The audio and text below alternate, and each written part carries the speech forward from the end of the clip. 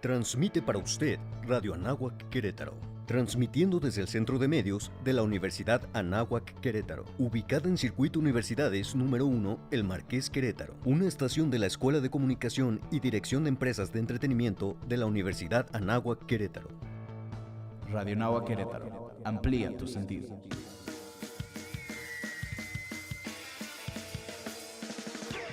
Welcome to the Arcade, your favorite show in gaming, with your host, David Torres. Sit back and enjoy the show. All your favorite games are here at the Arcade. Let's play.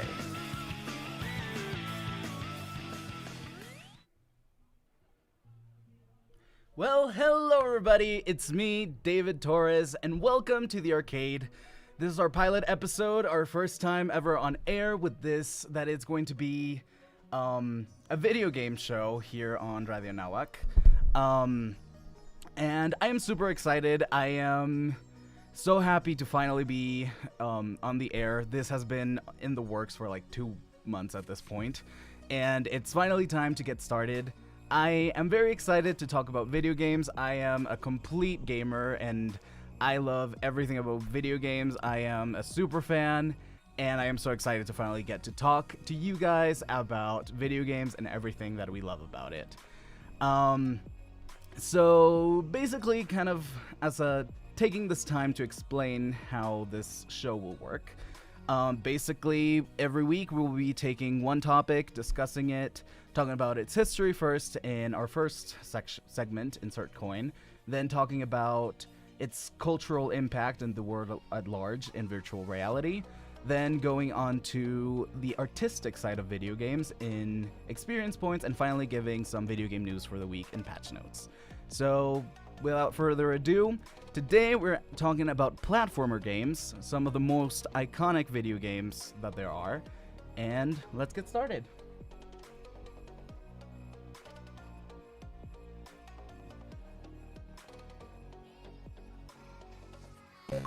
Ready to play? Insert coin.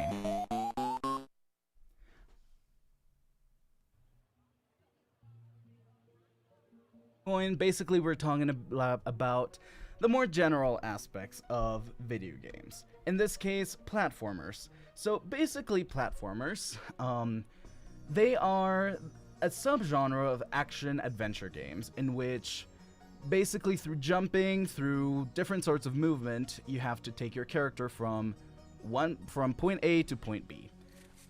This basically means that they are basically the most popular kind of games because of something that we're going to talk in our second segment.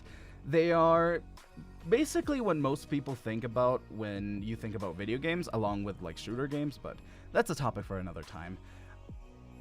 Generally speaking, platformer games, they have one major element, which is jumping, which is, basically the thing that gives you the movement, the thing that gives you the ability to go through the, platforms that allows you to progress through the video game. In these games, usually the biggest hazard that there is always an endless pit where you will fall and die, basically. And basically, platformer games are also some of the most old games that there are, one of the oldest genres, along with shooter games as well. The first platformer game is always considered to be Space Climbers, which is basically a game where you just go up ladders. It's an old arcade game. It was released in 1980, though what is truly considered to be the first actual platformer game by today's standards, and what platformer games are now, is actually Donkey Kong, which you might, if you don't know about it, it's basically this game, the origin of Mario, which is also one of the biggest faces in gaming, and especially in platformer games. In this game, you basically go from jumping from platform to platform. There's moving platforms, there's stationary platforms, until you basically get to the top, get to Donkey Kong, and save the princess. It is basically also like the in a lot of ways, it is a precursor to a lot of the video games that we have now, in that basic, you know, jump, save the princess kind of story. And it is definitely a game to be revisited. Like, arcade games are a very important thing for me. I mean, hence the name of this show. And Donkey Kong is definitely one of those games that has had such a cultural impact throughout history. And yeah, like, the platform genre has definitely evolved through time. When it originally was just a thing of, you know, just move, or like evade obstacles, manage to make certain jumps, it has definitely evolved to be a lot more complex and it has done a lot more. It has opened itself more to a lot of different subgenres, even within the platformer genre.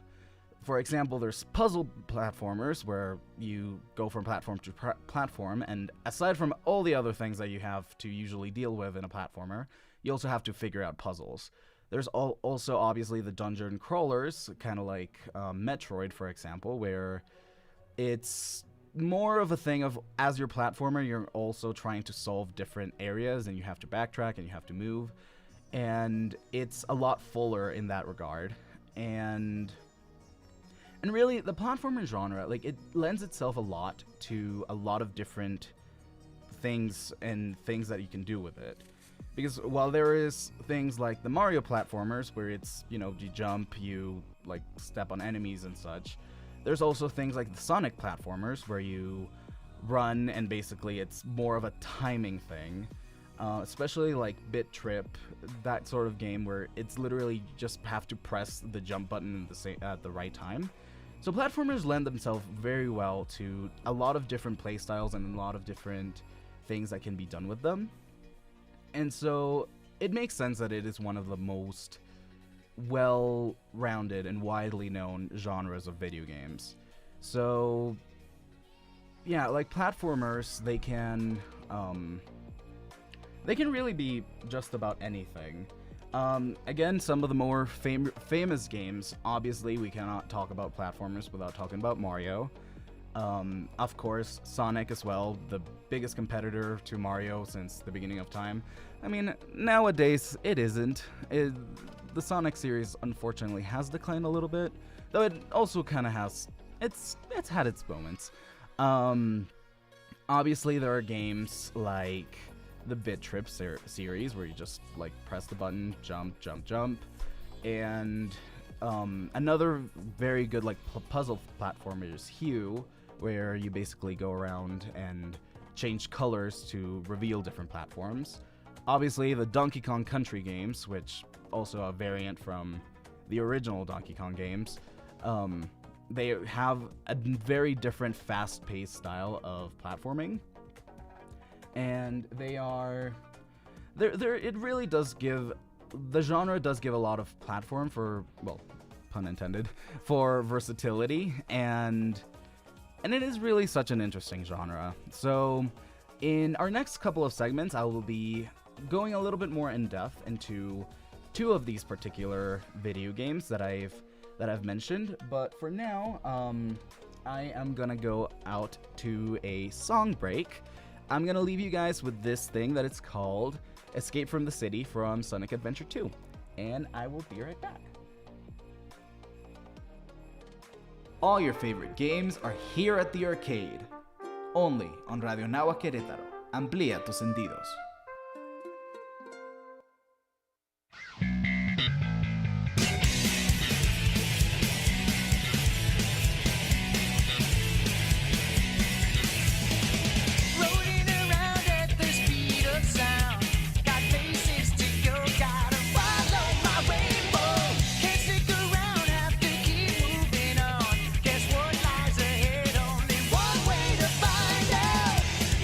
Keep on moving ahead.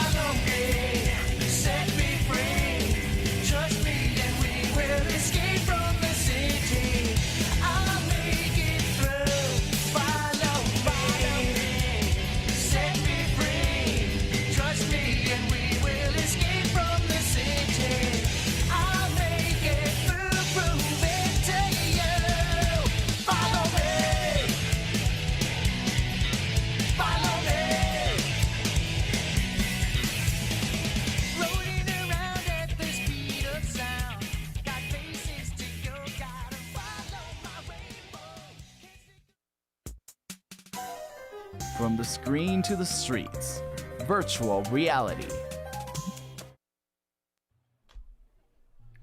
And we are back here on the arcade. I am David Torres, and welcome back to this first episode of this show where we're talking about platformers.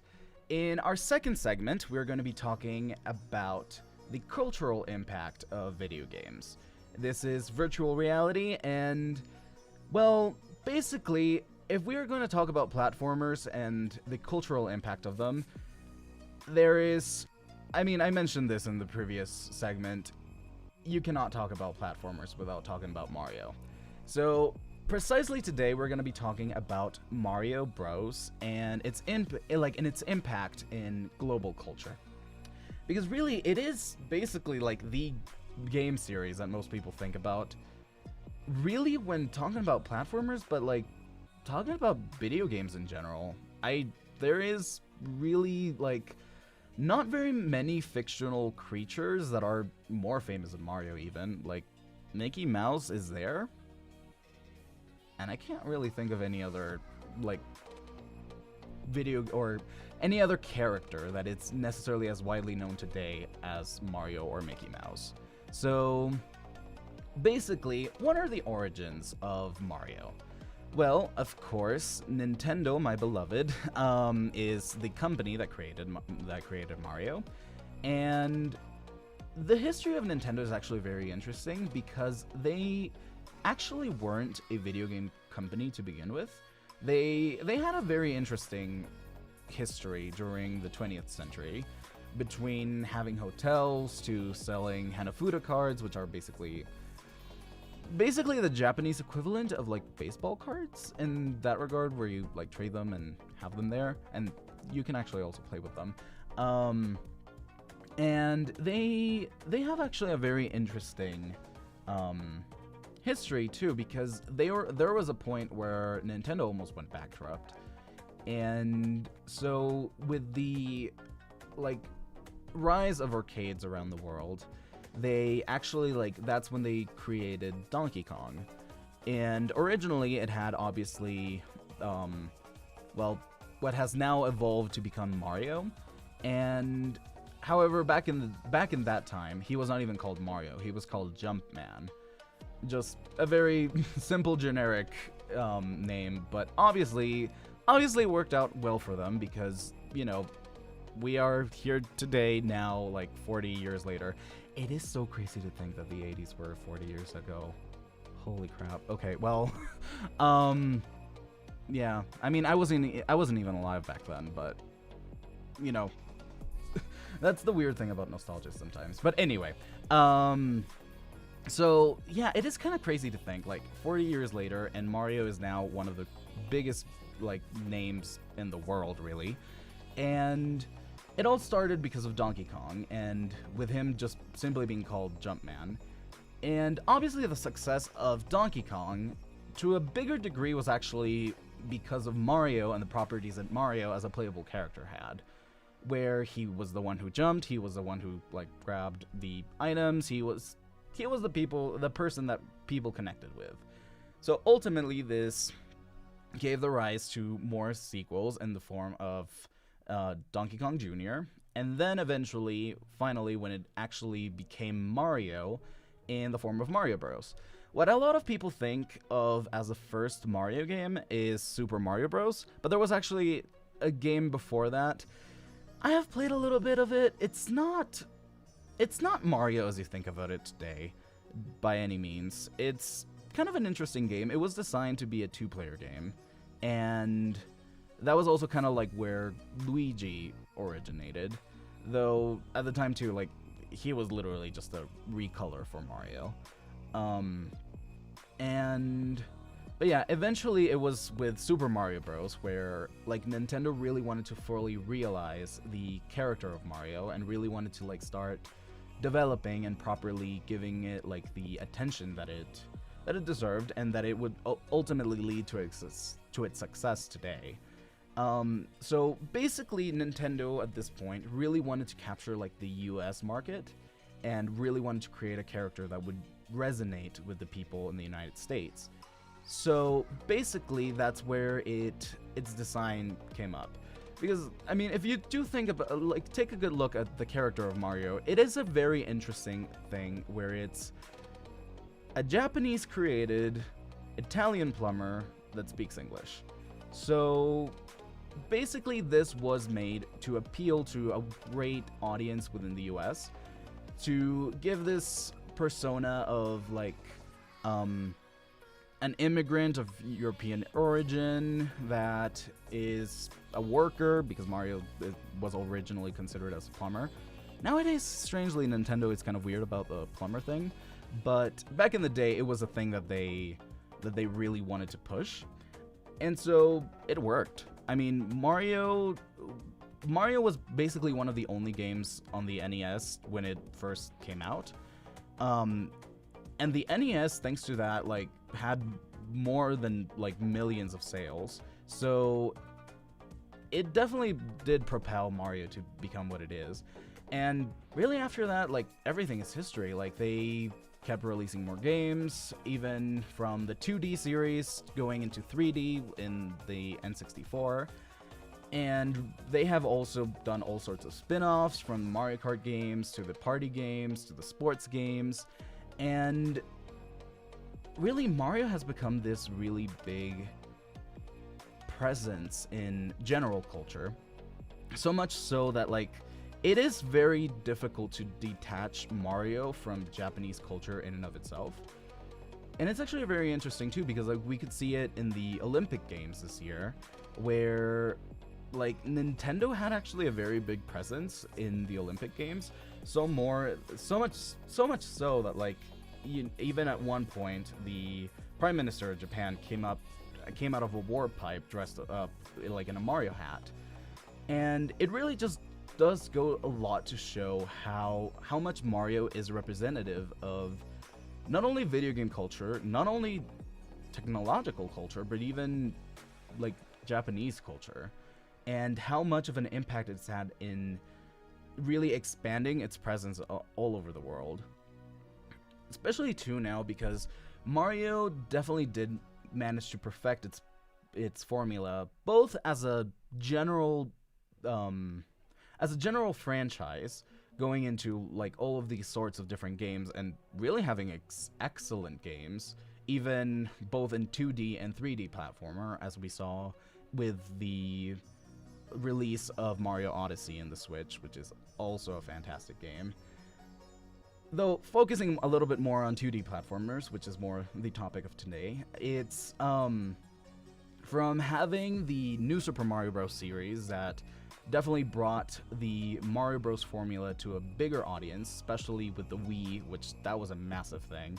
I have a lot of friends that really have really good memories of New Super Mario Bros. Wii, and it really did bring this thing to, like, this experience to an audience, and it has continued to adapt and continue to grow to different video game tendencies, and it's continued to give it life in a lot of different ways.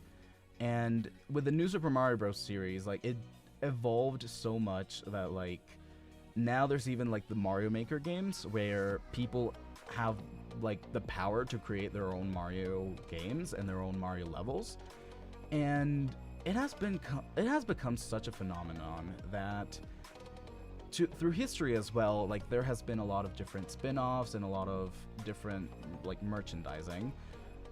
There has been a Mario movie previously, and they actually did announce one coming up next year, which I have a little bit. It was definitely a bit of an interesting cast, I will say. I mean, Jack Black as Bowser, and I mean, I'm not a fan of him through personal motives, though he has done good work as an actor.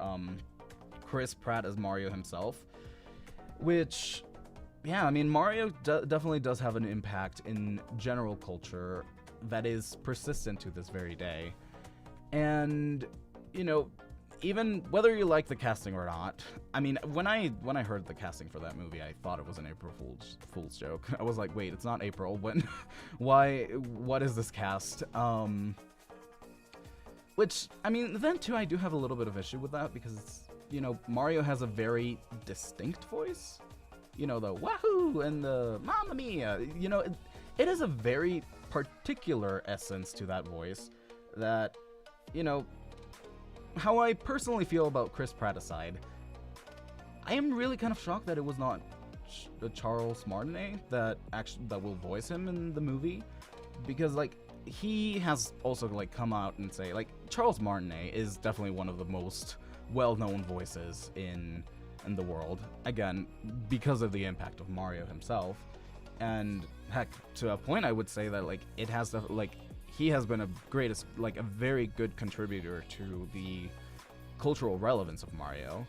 The it's a me, it's a lot of things that a lot of people know about, and it has definitely had such a big impact in the culture that I am honestly kind of surprised that he's not going to be voicing it, because I've read things recently where he has come out and say oh, I want to voice Mario until the day I die.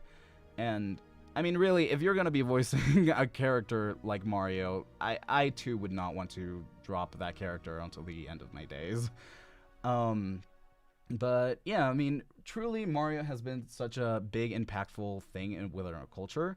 And it all started with very simple, just Donkey Kong. And it is really interesting to see how far something can go just from a basic dream and from doing basically marketing research, because at the end of the day, that's what it was with Mario and catering to the US audience. But alas, that has been it for this segment. We're gonna go into a quick music break. This is going to be the Super Mario Overworld remix by Kumu, and we will come right back and go into experience points. All your favorite games are here at the arcade, only on Radio Nahuatl Querétaro. Amplía tus sentidos.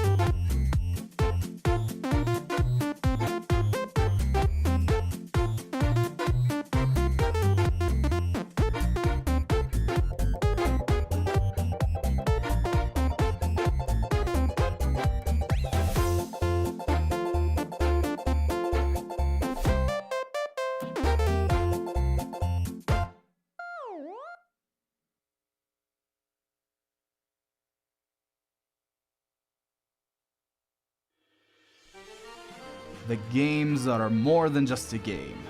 Experience points. And we are back here on the arcade. I am David Torres, and today we've been having our very first episode of this show here on Radio Nahuac Querétaro, and I'm very excited to be here, and I'm very excited to be talking about all of these games. Going into our third segment, we are going to be talking, well, this is experience points, and as a kind of general introduction to what the segment is, I have always been a firm believer that video games are art. In one way or another, like, even if people just want to see them as a conglomeration of different forms of art, video games, I truly believe, are art. And this segment, I am using it to highlight those video games that I truly believe are very good representations of the ways in which video games are art. So today, and actually full disclosure, I actually wanted to start this episode last week, this show last week, because today I actually kind of wanted to do a horror show, kind of, you know, Halloween is coming kind of deal,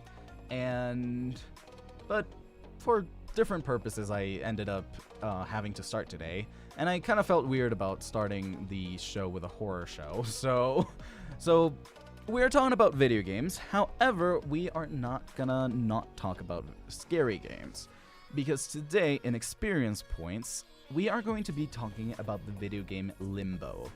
Limbo is a very, very interesting game.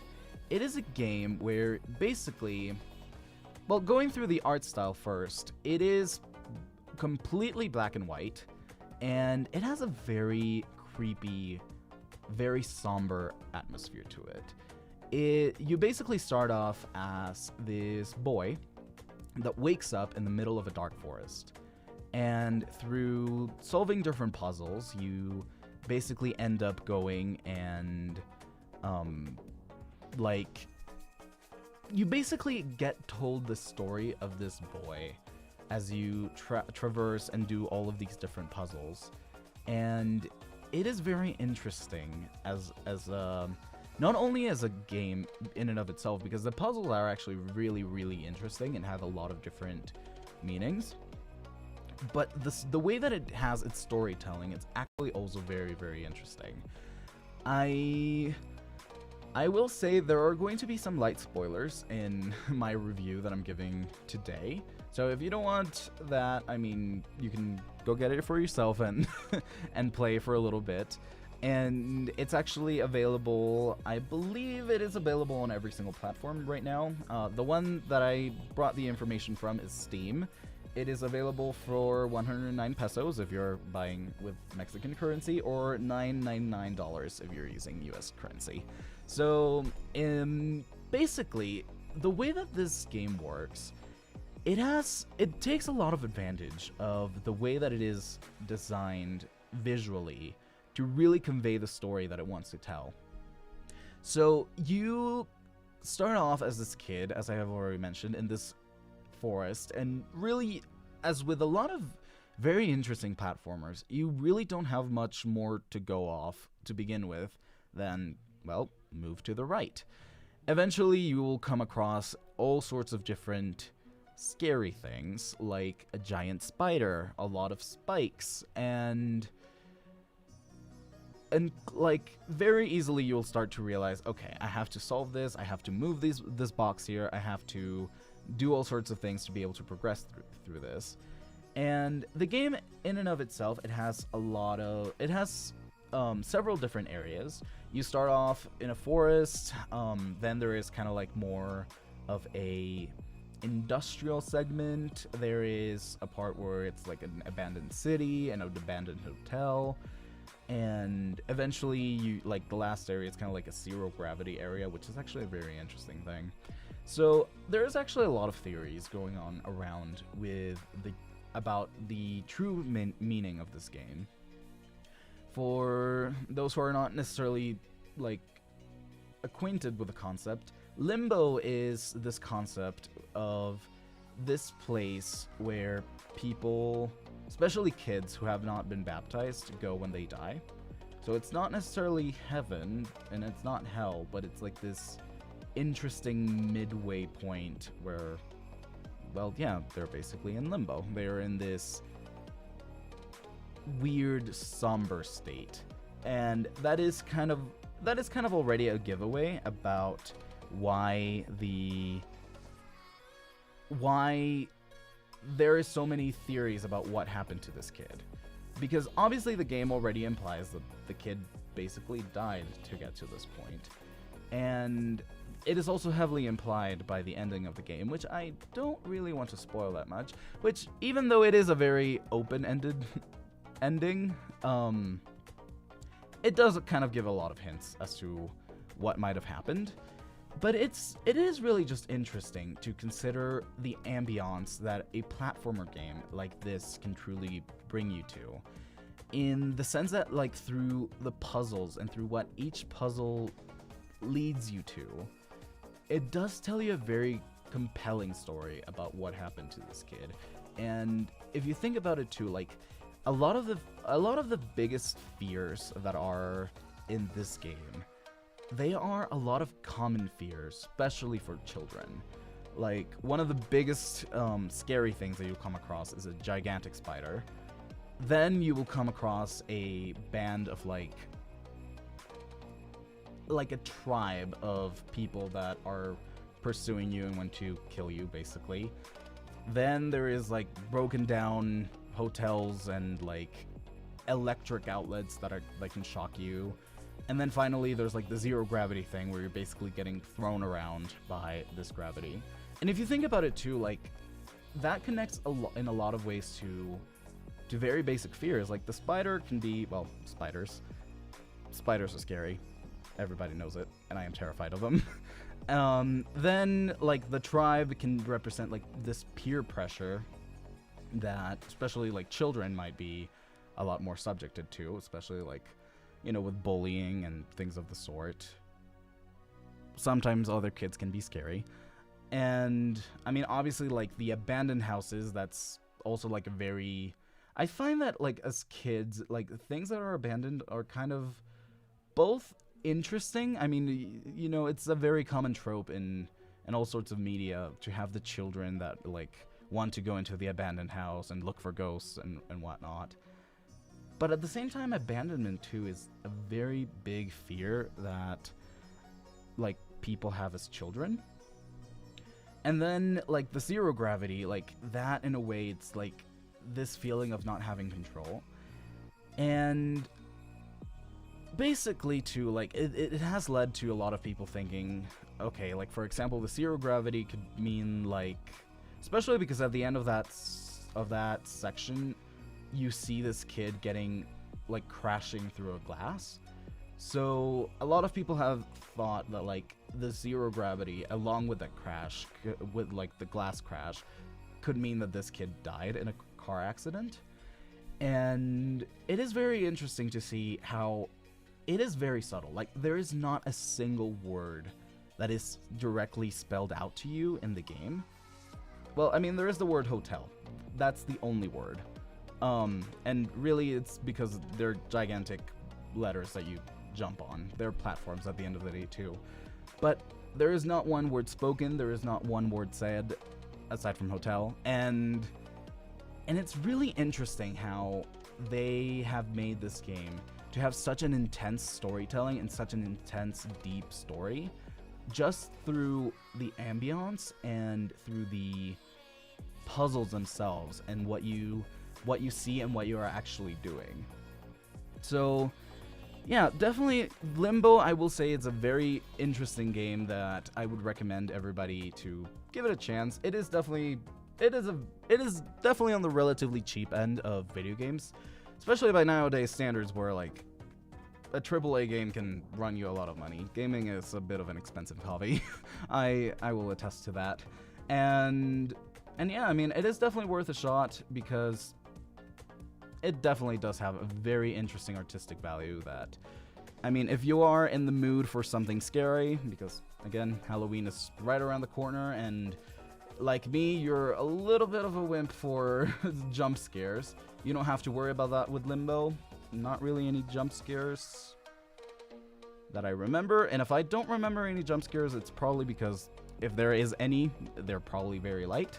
So yeah, it's just light horror without necessarily being super violent. So I definitely recommend you pick it up. Again, you can get it on Steam, on PC or Mac for either 109 pesos in Mexico or $9.99 in the US. And with that, this has been the conclusion of Experience Points for this week. And we're going to go into a quick musical break. This song is called Platform 9 by Oniva. And when we come back, we're going to be looking at the video game news for this week in Patch Notes. So we will be right back here on the arcade. All your favorite games are here at the arcade. Only on Radio Nahua Querétaro. Amplía tus sentidos.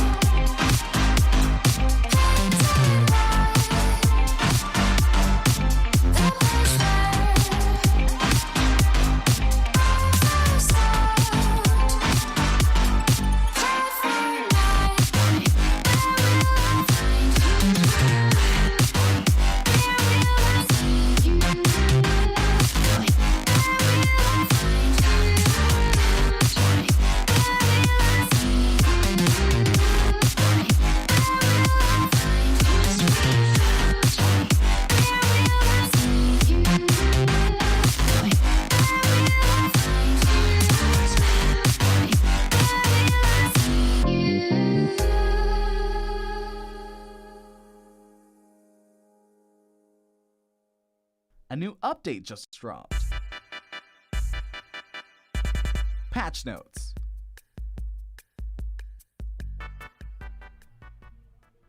And we are back here on the arcade in Radio Nahua Querétaro. I am David Torres, and welcome back. Today in Patch Notes, we actually have a lot of very interesting news that I am very excited to share. As I mentioned, this is going to be our last segment, and each week we'll be talking about the different news that have arrived for that week. So, to start off, I have a little bit of sad news. Well, not exactly sad news. I am a little bit conflicted about them. So, I guess to give a little bit more backstory before I get into that, for those who do not know about this, there has been an ongoing lawsuit with Activision Blizzard, the company between such games such as Call of Duty, Candy Crush, my beloved Overwatch, and, well, basically, this has been a lawsuit that has been going on for a couple of months now, where it's basically the company getting audited because of different claims of, well, harassment, and as it's defined in the lawsuit itself, frat boy culture, where basically women and other minorities within the company have been getting mistreated for a couple of years. And this, unfortunately, is not necessarily an isolated case within the gaming industry. It does hurt me to say a little bit, or a lot. But it is a little bit isolated in the case that Activision Blizzard is actively getting sued by the state of California for it, which ultimately I think it is definitely for the best. But it is really interesting to see how it is affecting a lot of the games that it produces, because Activision Blizzard is definitely a very big name within the gaming industry. Last week there was news about how they actually fired 20 people for, keeping going with the audit, and there's been a lot of different news that has come out aside from that. For example, Overwatch, again, my beloved. There has been actually this week the announcement of a character name change. The cowboy, formerly known as Jesse McCree, I think it actually goes in effect today that his name has been changed to Cole Cassidy. His name originally was named after a person that worked. I don't know quite if he has been fired. I think he has. That, well, yeah, has definitely gone under that situation at the company. So basically, this week, the piece of news that we have coming out of Activision Blizzard is that they have decided to cancel Blizzcon 2022, which is basically a convention that Blizzard makes to announce news about their games and do, basically promote themselves as a company. And it is really interesting to see this happening, because the statement is that they are working on making it more safe, welcoming, and inclusive, which I am definitely in favor of, I will say. But it is definitely interesting to see how they've been handling this whole situation. I definitely do, at a later point, want to make an episode dedicated to the whole situation, though I will need to definitely have a lot more information, because it is a bit of a complicated subject. Moving on to lighter news, it has been announced that there is going to be a video game based on the horror movie A Quiet Place. I personally have not watched it. Again, I'm not great on horror, but I mean, a lot of people have talked about Quiet Place, and I'm excited to see what is going to come out of it. In other news, moving on to Nintendo, my beloved, apparently, there has been a lot of issues with a new service that Nintendo announced last week. So last week, Nintendo gave the announcement of a major update for Animal Crossing: New Horizons on the Switch, bringing in a lot of new content, a lot of very exciting features that I really can't wait to play, because it's going to be dropping on November 5th, and November 5th is my birthday, so I'm very excited to play that on my birthday. But aside from that, they also announced the release of a new DLC for that game, which I'm also very excited to get. However, what I'm not excited on getting, and I'm not planning on getting, and apparently a lot of people are actually starting to regret getting, is that they announced that there will be a new addition to the Nintendo Online subscription. Now there's going to be a new format where it's the subscription plus. I forget the name exactly, but basically, aside from the inclusion of the online services and already some of the games that they with the virtual console that they've been giving, they have also announced this new package where, along with all those other benefits, it will also come with access to Nintendo 64 games on their virtual console, and certain DLCs, in this case the Animal Crossing one, will be included with that subscription. And, well, basically this week it has already started to come out that apparently there's been a lot of issues with the Nintendo 64 games that they have been offering. And, I mean, honestly, it is kind of interesting to see. I don't think it's a permanent problem. It is definitely something that is going to be fixed in the coming days. Something like that. I mean, it definitely came out with a big uproar from fans, especially because it is a lot more expensive than just the regular subscription. Even if it comes with things like the DLC, it is definitely a big price gap between the basic subscription and this new one, and a lot of people have been actually not very pleased with the announcement. And I definitely don't think that this is going to persist for very long, the issues that they've been having. Because, I mean, if a lot of people are already not very enthusiastic about it, I don't think Nintendo really wants to have people mad about it for too long, because that is just going to turn off a lot more people than they already have. So, I mean, either way, I am not really necessarily that nostalgic about N64 games, and if I want to play them, I know that there's easier and cheaper ways to get them. But as far as the subscription goes, I do hope that it gets solved. In other news, again from Nintendo, this week it also has been announced that Pikmin Bloom is coming to mobile devices later this week. Pikmin Bloom is a new creation by Niantic Labs, which you might know as the creators of Pokemon Go. And it's actually, I've been looking at it, and it's actually really interesting. It's yet another of those games like obviously Pokemon Go, which is the one that has survived until this long. There was a Harry Potter one in 1.2. I think it got canceled. I played it for a little bit, and it was alright. But yeah, basically from the same creators as those games. Now we have Pikmin Bloom coming out later this week, and I'm actually really excited because Pikmin is one of my personal favorite video game series. It is unfortunately not very well known, and I feel like including Olimar in Smash Bros, it's not quite enough to have made it a very famous series. For those who are not familiar with the series, it is this game series created by Nintendo where you play as this alien who crashed into a planet, Earth, and you get these little creatures. They're like a half plant, half animal thing where you collect stuff.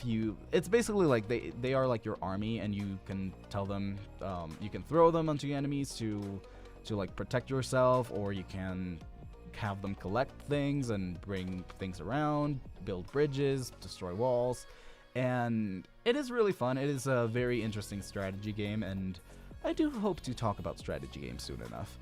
And the thing too is, I just love that game a lot. My issue with it though is that they have always notoriously had very large gaps between releasing games. Like Pikmin 1 and 2, I think it was like 2 years between them. Then from Pikmin 2 to Pikmin 3, there was 10 years. And now there's already been like 15 years, and there has not been any formal announcement of Pikmin 4. And I am definitely still waiting for the day that happens, because I love that series too much. And Pikmin 3 is fantastic, but I need more. And Pikmin Bloom is not going to be enough. But I do think that I see the value of Pikmin Bloom as to exposing more people to the series, and having these creatures be a lot more present in people's minds, because the Pikmin are really charming creations, and I am very excited to have more people be aware of them, have more people be in contact with them, and have more people start to get involved with the Pikmin series, because I think ultimately you cannot have too much exposure, especially for a game like this that is relatively unknown. And yeah, I'm just generally very excited to see where this is going. And they have released a couple of screenshots from Pikmin Bloom, and it looks fairly interesting. It seems like you're going to be playing as a Mii character, which are a very key part of the Nintendo the Nintendo world, starting from the Wii. And just like with Pokemon Go, the more you walk, the more things you get, the more that you have all of these benefits within the game. They're going to have community days, they're going to have a lot of very interesting things, and I am definitely excited to download this and play it later on, because I've always had Pokemon Go as a very nice excuse for going on a walk, and I am very excited to have a different excuse now. Will it be as powerful as Pokemon Go? Probably not. I think the summer where Pokemon Go came out, that is not going to be repeated. That was a very good release for a game, and I don't particularly think that this will have the same impact.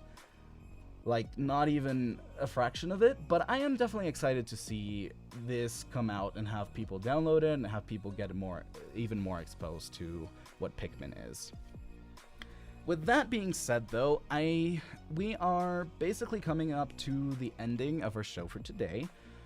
I just wanted to say thank you so much to everybody who has been watching this episode. I am super excited to finally be coming out on air and talking about all these video games, and I am just super excited to talk about one of my big passions in life. So thank you so much for being here with us today. Thank you so much to our operator, Jose Pablo.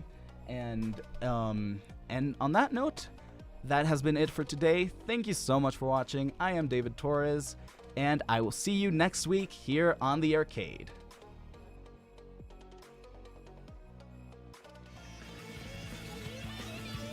We might have run out of lives for today, but in the arcade, the game is never over. For everything about gaming and what we love about it, join your host, David Torres, every Wednesday at 1:15 p.m. here on the arcade, where we have all of your favorite games. Only on Radio Querétaro. Amplía tus sentidos.